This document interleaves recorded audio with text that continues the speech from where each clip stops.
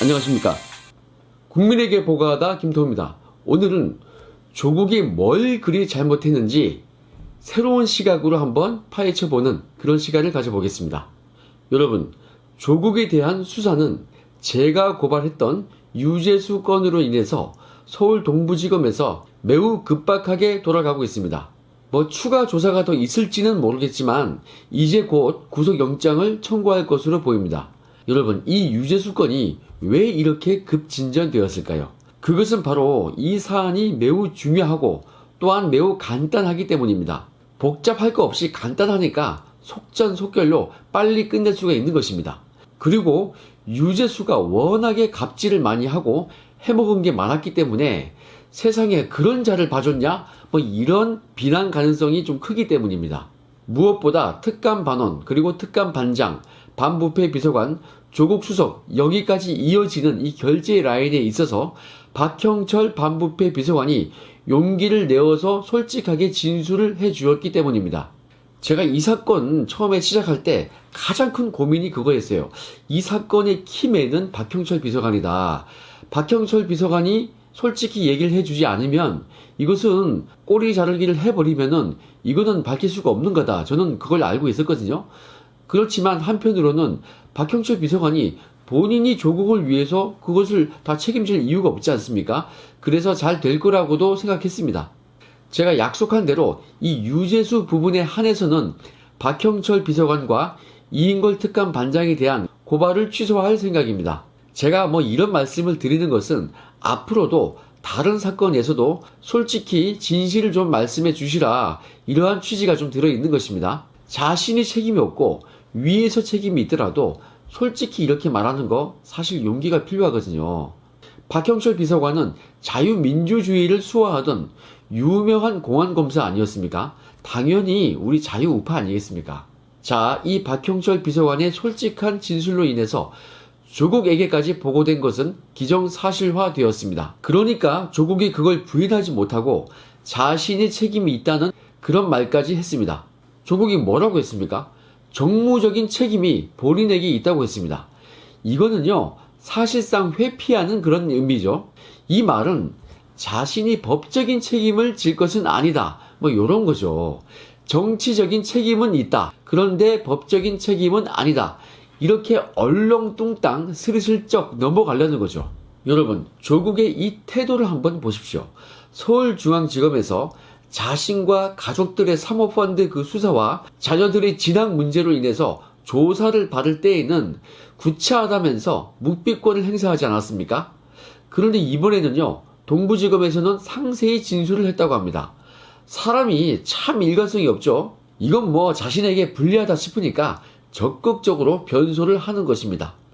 그런데 여러분, 이 유재수 감찰 무마한 거, 이거에 대해서 많은 비난이 있는데 그것도 당연한 거겠죠. 그런데 저는 지금 이 법적인 것을 떠나서요, 이 유재수 감찰 무마 사건과 관련해서 조국이 왜 나쁜지 그것을 생생하게 말씀을 드리고자 합니다. 자, 특감반 에이스 이모 특감반원이 고생을 해가지고 정말 좋은 정보를 최초에 가지고 왔습니다. 유재수 감찰 보고서였습니다. 통상은 그런 걸 혼자 실적 올렸으면 혼자 보고를 하면 끝나는 건데, 이 특감반원은 자신의 실적 욕심 이런 것보다는 저희 특감반원, 저희 검찰 출신 특감반원들과 함께 의견을 좀 나누고 싶었던 것 같습니다. 그래서 우리끼리 회의한 결과 보고를 한번 해보자, 이렇게 의견이 일치했고, 역시 그 내용이 좋아서 포렌식까지 하고 감찰 조사를 진행하라는 성락이 떨어졌습니다. 이 과정은 특감 반장, 비서관, 민정수석 조국, 여기까지 결재를 쫙 받은 것이죠. 자, 그래서 이 비위 내용이 확인되었단 말입니다. 그런데 여러분, 포렌식을 했다고 해서 그게 그냥 거저 먹는 게 아니에요. 자금 추적했다고 해서 그게 무슨 자동 판매기 같이 기계를 쭉 뽑아내는 거 아닙니다. 컴퓨터로 자동으로 추적되고 그런 거 아니에요. 이거요, 사람이 눈 빠지게 이거 하루 종일 쳐다봐야 됩니다. 깨알 같은 엑셀 자료 그거 수만 건, 수십만 건 쳐다봐 가면서 자그마한 단서라도 그거 찾아내려고 단어를 하나하나 눈으로 직접 체크해야 하거든요. 유재수 사건도 그렇게 이모 특감반원이 약 한 달 가까이 아주 그렇게 고생하더라고요. 그리고 분석 보고서를 써가지고 상부에 보고하고 뭐 이런 과정이 쭉 있었죠.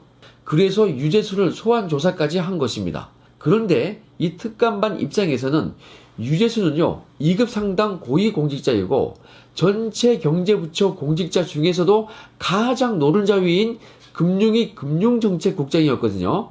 이러면 정말 우리 부서에서 이거 딱 원하는 그러한 업무 실적이었습니다. 그런데 이 좋은 걸 조국이 무마시켰단 말입니다. 반부패 비서관과 이인걸 특감반장을 거쳐서 우리에게까지 그 사건은 그걸로 끝났다. 그걸로 중단됐다. 이렇게 아침 전체 회의에서 전달을 딱 받았습니다. 이러면요. 통상 제대로 된 인간이라면 어떻게 해야 합니까? 지금 제가 드리는 말씀은 절대로 법적인 게 아니라 도덕적이고 인간적인 얘기를 드리는 겁니다. 법적으로 지금 조국이 어떤 책임이 있고 이거는 우리도 많이 이제는 알고 있고요. 그리고 검찰에서 곧 영장 청구할 거니까 이것은 더 이상 얘기해봐야 재미가 없습니다. 제가 이 인간적인 비난 가능성 이걸 얘기하는 게 뭔지 아십니까? 이거는 형량과 관계가 있고 구속영장이 법원에 청구되면 법원에서 이것을 발부할지 말지에 대해서 그것과 상관이 조금 있는 거예요. 인간적으로 누구나 비난 가능성이 있는 사람, 그 사람에 대해서 영장이 발부돼야 할 거 아니겠습니까? 그래서 제가 오늘 이 방송을 준비한 것입니다. 자, 다시 돌아와세요. 법적인 게 아니라 인간적인 면에서 도의적인 면에서 이것은 정말 문제가 크다. 제가 이러한 말씀을 드리는 거고요. 자, 이러한 상황에서 이렇게 무마가 된 상황에서 조국은요. 이 특감 반장을 비롯한 특감 반원, 특히 실제 고생한 그 특감 반원에게 어떻게 해야 합니까? 예, 그렇습니다. 인간 같으면요. 미안하다고 해야죠. 불러가지고 자네 이번에 참 고생했다. 정말 좋은 정보, 정확한 정보 가져와가지고 우리가 감찰해 보니까 정말 사실로 드러났네. 정말 고마워. 그런데 내가 솔직히 이러이러한 사정이 좀 있었어. 조금 이해해주면 안 되겠나? 여러분, 이렇게 말하는 게 법을 떠나서 맞는 말 아니겠습니까? 물론 조국은 민정수석이라는 그 위치에서 방금 제가 드린 얘기와 같이 그런 말조차 해서는 안 되죠. 그럴 필요 없이 그냥 법대로 유재수를 징계했으면 되는 거예요. 그런데 그렇게 안 했으면요. 미안하다고 사과는 해야죠. 그 고생한 감찰 반원 불러가지고 말이에요. 그게 인간적인 게 아니에요. 그런데요. 그런 말은 전혀 없었습니다. 여러분, 이 유재수 사건 이거 감찰하기 전에 이미 제가 우윤근 건부터 해가지고 민감한 거 많이 썼지 않습니까? 그런데 조국은요. 그런 거에 대해서 무마한 거 사과조차 없고 저하고 유재수 건 보고했던 이 특감반원 이 두 명에 대해서 우리 두 명만 딱 찍어가지고 복귀하라는 통보를 했습니다. 뭐 이것도 비서관과 특감반장을 통해서 통보를 했죠. 아니 사과를 받아야 할 판에 오히려 복귀하라는 그러한 인사 불이익 조치를 받은 것입니다. 여러분 이게 사람이 할 짓입니까?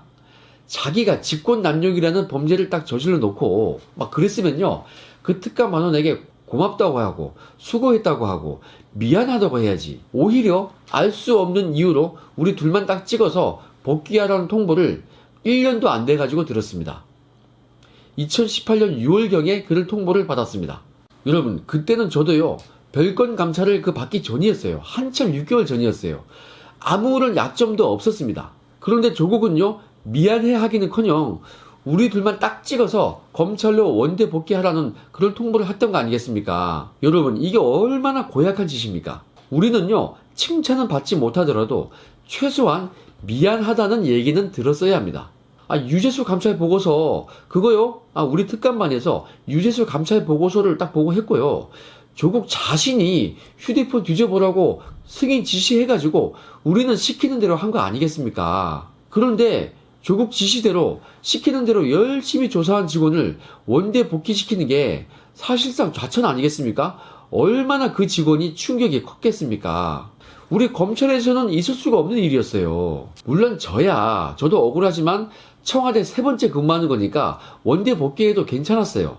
하지만 이 청와대를 처음 온 그 직원은요. 의욕 있게 막 일해야 될 그 시기에 1년도 안 되어서 그런 복귀 통보를 받았으니까 정말 커다란 충격을 받았을 것입니다. 여러분 이런 경우 어떻게 됩니까? 그래요. 조국이 자신이 결정한 게 아니고 조국조차도 위에서 시켜서 그래서 우리한테 감찰 무마시켰다고 쳐요. 그러면요, 민정수석 같으면요, 그런 외압을 막아줘야죠. 어떤 조직의 장 같으면요, 조직원들이 고생하면은 그거 참 안타깝게 생각하고 항상 고맙게 생각하고 어떻게 하면 이 친구를 더 일 잘할 수 있게 해줄까, 이걸 고민해야지.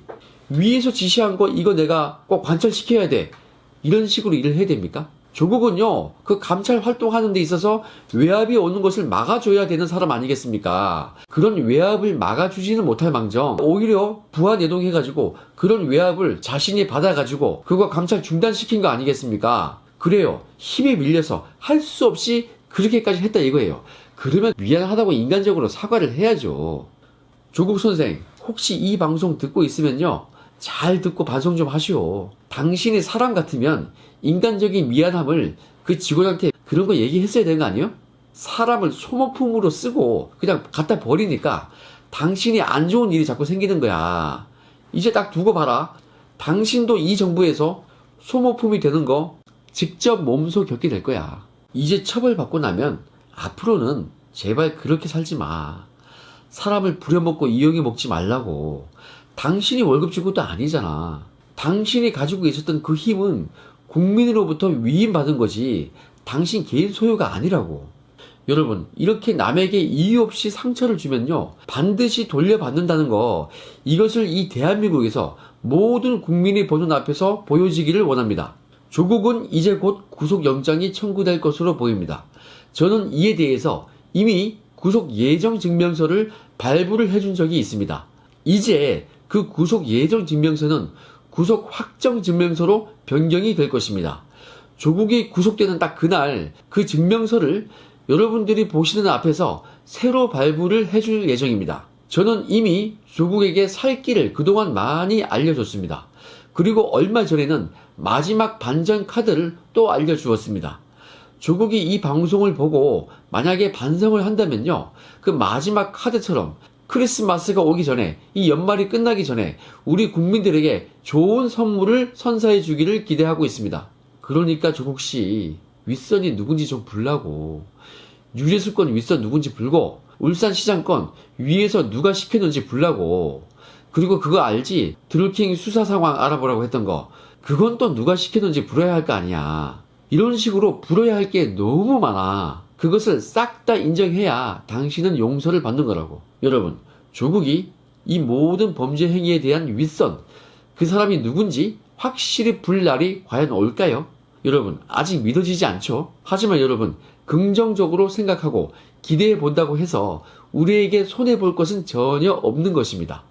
저는 그런 날을 기대하면서 여러분께 희망을 드리고 싶습니다.